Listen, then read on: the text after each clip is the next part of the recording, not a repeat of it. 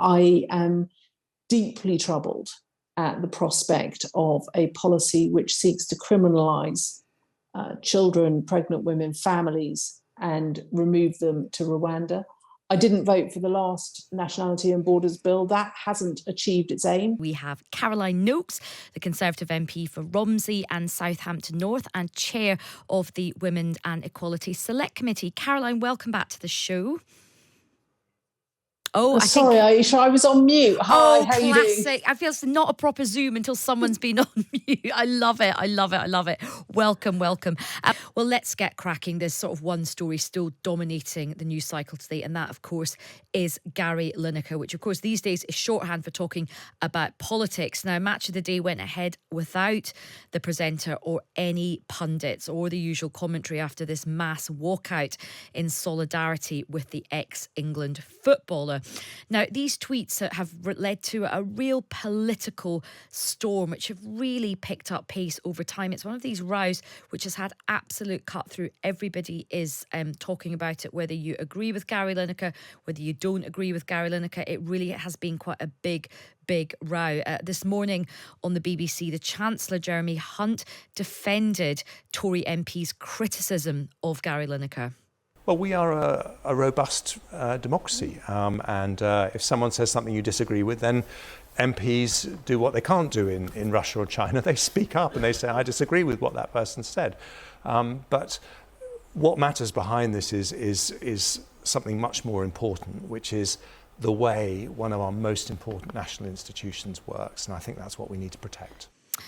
But the Shadow Chancellor, Labour's Rachel Reeves, told Times Radio this morning that this criticism from Conservative MPs was a distraction. Conservative MPs and ministers said nothing to see here when Richard Sharp revelations came out, and yet are trying to distract from their failed asylum and immigration system by putting pressure on Gary Lineker. So I think we need a sense of proportionality here. Caroline Nokes, what's your reaction to this absolute mother of all stooshies?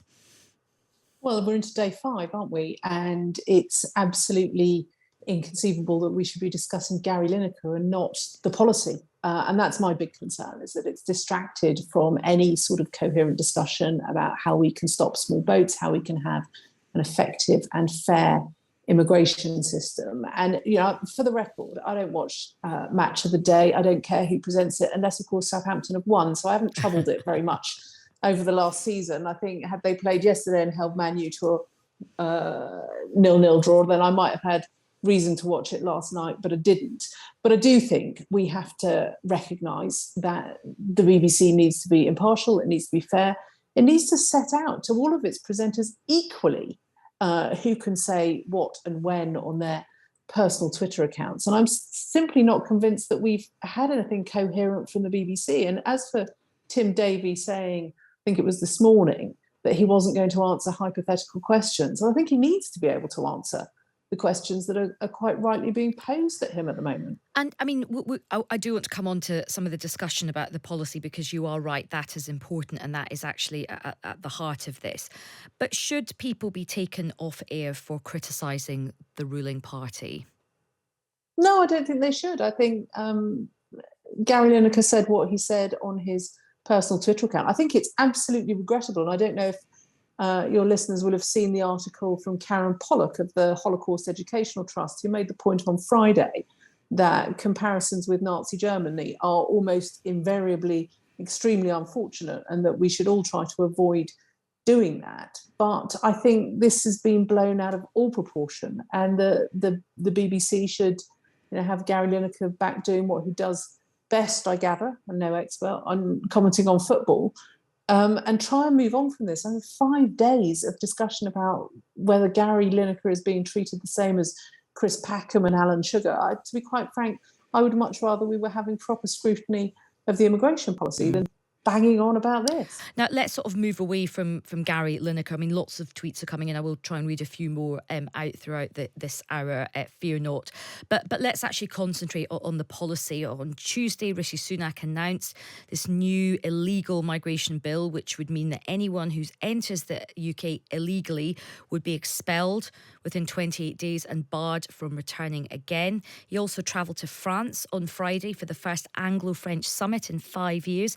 He looked to strengthen his relationship with President Macron, and he made some quite interesting announcements, including a big sum of money, a pledge to give France £500 million over the next 3 years to fund a new migrant detention centre, and more boots on French beaches. Let's have a listen to what has happened.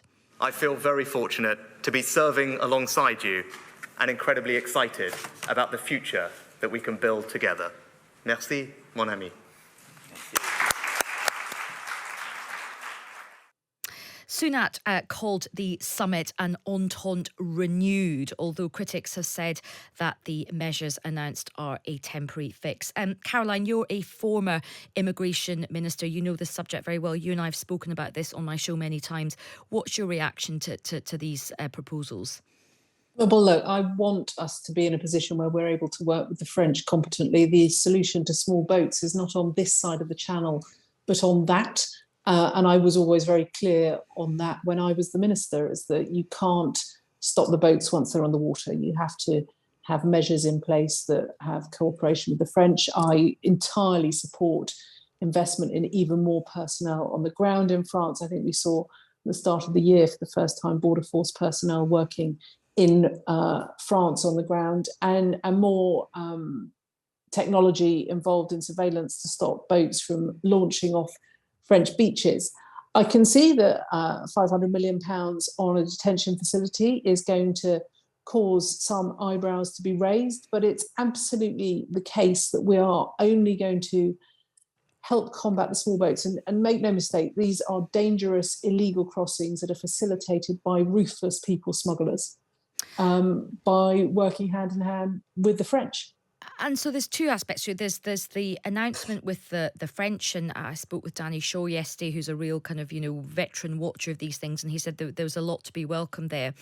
But he said the bill that was put forward this week is more problematic, doesn't see how this bill is necessarily going to work. And of course, it's going to have a lot of problems getting through the Lords. If it does become law, it will be challenged in the courts.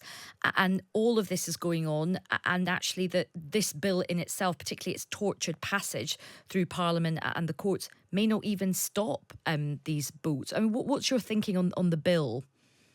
Well, look, I have a range of anxieties about the bill, and I can't remember exactly when it was that we had the immigration minister in front of my committee, but it was quite recently, probably within the last couple of months. And I was specifically asking him about the detention and removal of children and families.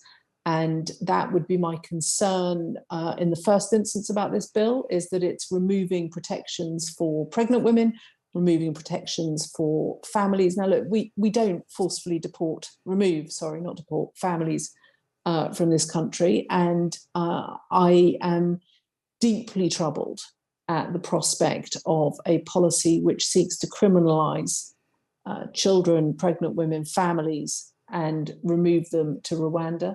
I didn't vote for the last Nationality and Borders bill. That hasn't achieved its aim in reducing crossings. In fact, we've seen them increase, and I fail to see what this legislation is going to do to act as a deterrent. Does that mean that you won't be voting for it?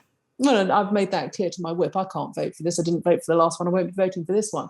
Now, look, I might be an outlier in my party, but I think we have an absolute duty to treat people humanely, to keep people safe. I have an absolute horror at the prospect, and I always use this example, that an Afghan female MP who has come here under the very limited resettlement schemes is treated very humanely, given the right to work immediately.